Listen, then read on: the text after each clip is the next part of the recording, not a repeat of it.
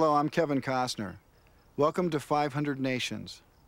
The settling of this country has always been of interest to me. It's fired my imagination and shaped my life, both personally and professionally. But my knowledge of history has been limited by what I was taught. As far as I was concerned, the history of the continent started 500 years ago when Columbus discovered the New World. But we know that's not true. There were people here. So how is it we know so little about this past? The human history of North America, our own story. Could it be that we don't think it worthy of mention, the way history has remembered the ancient civilizations of Greece, Rome, Egypt, or China? The truth is, we have a story worth talking about. We have a history worth celebrating. Long before the first Europeans arrived here, there were some 500 nations already in North America. They blanketed the continent from coast to coast, from Central America to the Arctic. There were tens of millions of people here speaking over 300 languages. Many of them lived in beautiful cities, among the largest and most advanced in the world.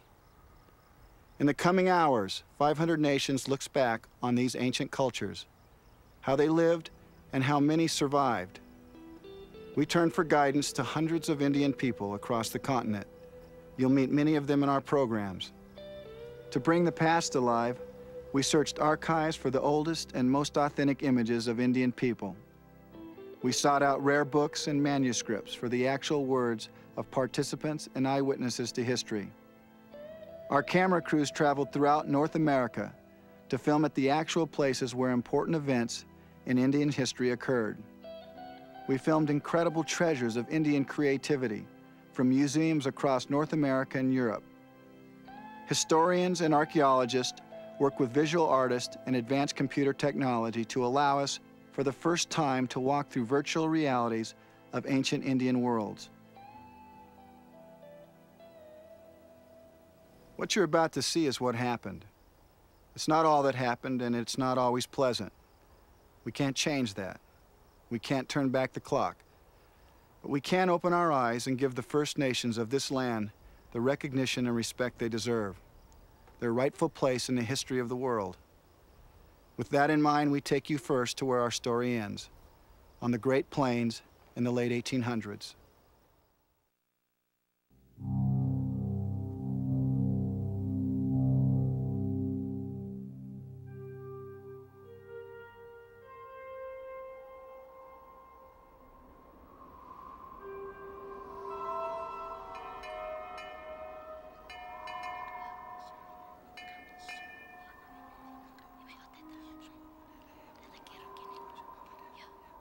The rumor got about the school. The dead are to return. The buffalo are to return. The Lakota people will get back their own way of life. That part about the dead returning was what appealed to me. To think I should see my dear mother, grandmother, brothers and sisters again. But boy-like, I soon forgot about it. Until one night when I was rudely awakened in the dormitory. "Get up! Put your clothes on and slip downstairs. We are running away," a boy was hissing into my ear. Soon 50 of us little boys, about 8 to 10, started out across country, over hills and valleys, running all night.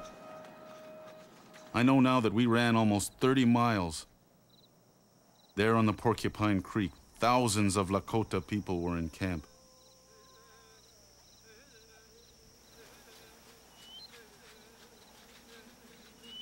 By the late 1880s, a message of hope spread across the Great Plains. It was called the Ghost Dance, a dance to restore the past when Indian nations were free.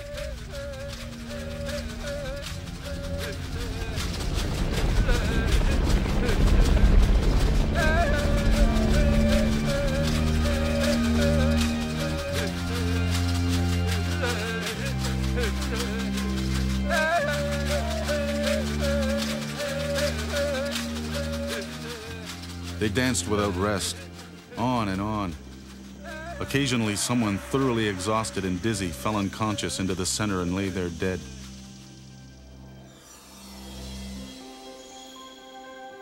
The visions ended the same way, like a chorus describing a great encampment of all the Lakotas who had ever died, where there was no sorrow, but only joy, where relatives thronged out with happy laughter. The people went on and could not stop. And so I suppose the authorities did think they were crazy, but they weren't. They were only terribly unhappy. Driven off their lands, Indian nations were confined to desolate reservations, dependent on corrupt government agencies for food and supplies. The people were desperate from starvation. We felt that we were mocked in our misery. We held our dying children and felt their little bodies tremble as their souls went out and left only a dead weight in our hands. Red Cloud, Oglala. The ghost dance hurt no one, but as it spread, white settlers panicked. The United States government outlawed the dance.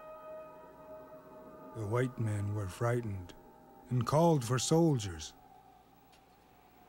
We had begged for life, and the white men thought we wanted theirs.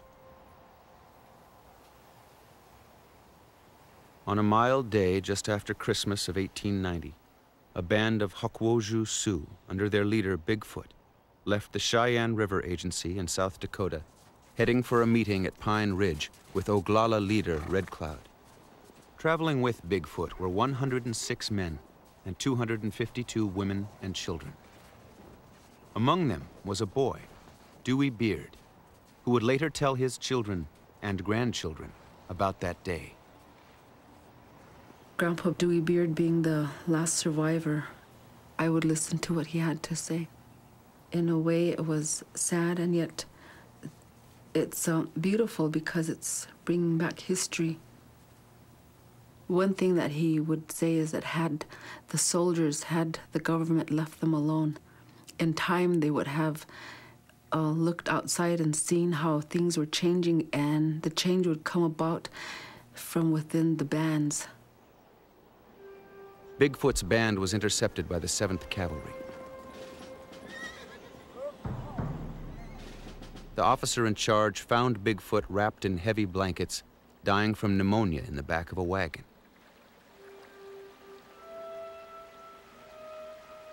Bigfoot was ordered to make camp along Wounded Knee Creek. In the morning, his people would be stripped of their weapons and escorted to Pine Ridge. Bigfoot made assurances of his peaceful intentions, and the band made camp.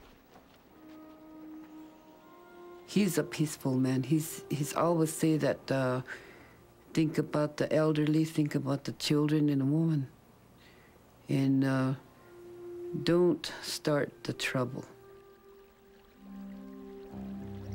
Morning broke after a sleepless night surrounded by soldiers. Hokwoju witnesses would later recall what happened next. Bigfoot, who was sick, came up with a flag of truce tied to a stick. Dewey Beard. As soldiers trained their guns on them, Bigfoot and his men brought forth all their weapons, placing them near the white flag of truce Bigfoot had planted in front of his lodge. The soldiers then searched their tents and wagons for arms, even confiscating cooking and sewing tools.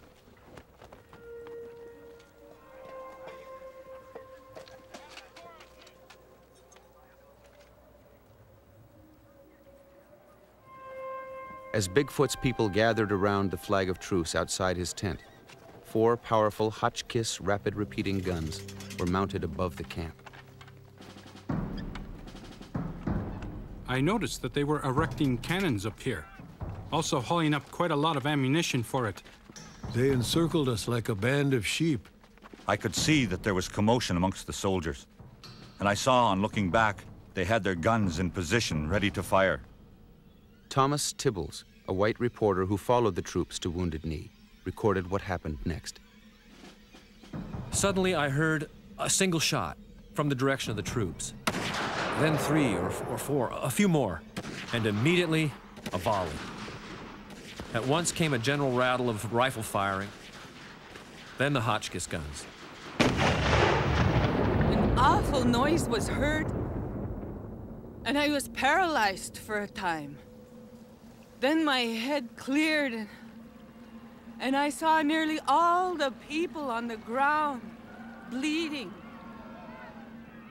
My father, my mother, my grandmother, my older brother, and my younger brother were all killed.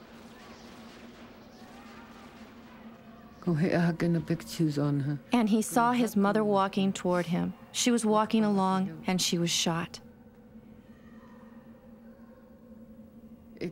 Dewey, she said, keep walking, my son. She said, keep going. She said, I'm going to die. And that was the last time he saw his mother. The women, as they were fleeing with their babies, were killed together, shot right through. And after most of them had been killed, a cry was made that all those not killed or wounded should come forth, and they would be safe. Little boys came out of their places of refuge, and as soon as they came in sight, a number of soldiers surrounded them and butchered them there. American Horse, Oglala. The firing continued for an hour or two, wherever a soldier saw a sign of life.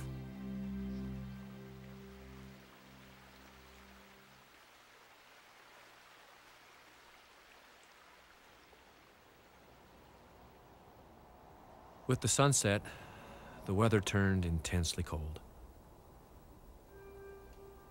About 7 o'clock that night, the 7th Cavalry brought in the long train of dead and wounded soldiers and Indians from Wounded Knee.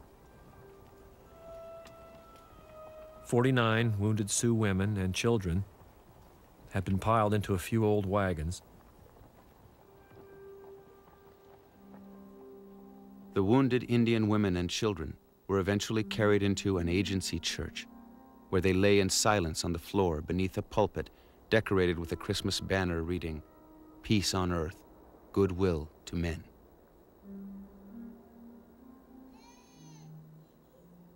Nothing I have seen in my whole life ever affected or depressed or haunted me like the scenes I saw that night in that church.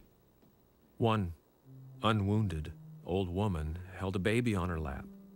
I handed a cup of water to the old woman, telling her, give it to the child, who grabbed it as if parched with thirst. As she swallowed it hurriedly, I saw it gush right out again. A blood-stained stream through a hole in her neck. Heartsick, I went to find the surgeon.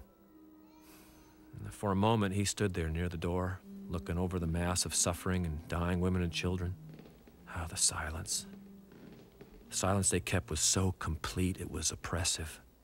And then to my amazement, I saw that the surgeon, who I knew had served in the Civil War attending the wounded from Wilderness to Appomattox, he began to grow pale. This is the first time I've seen a lot of women and